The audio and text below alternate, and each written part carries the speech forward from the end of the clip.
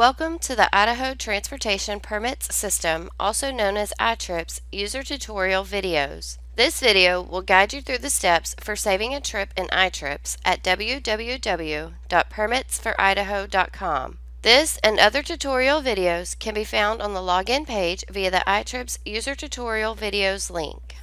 For many users, the ability to save routes can save time. To save a route for the first time, run the route as you would normally to apply for a permit. On the routing screen for this example, a new route is needed traveling from the I-15 Montana state line to the I-15 Utah state line. Click the Validate and Run button to run the route. To save the trip for use in later applications, simply click the Save This Trip button located above the map. The Save Trip prompt will display to enter a name for the trip. Enter the name of the trip and click the Save Trip button to finish saving the trip.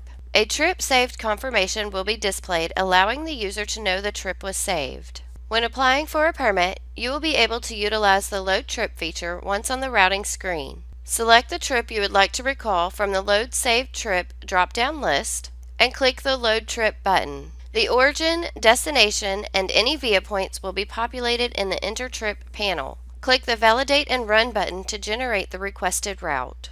If there are any restrictions or the dimensions entered on the Vehicle and Load Information screen exceed what the route allows, the system will reroute and provide the safest, shortest route possible.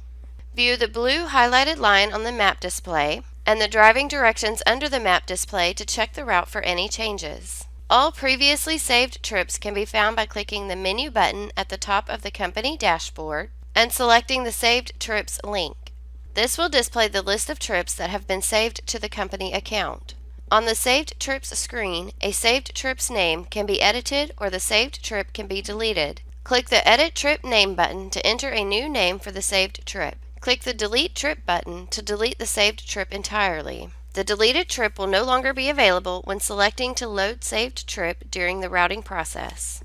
This concludes the ITRPS user tutorial video on saving a trip. Thanks for watching, and don't forget, more videos are available for your convenience.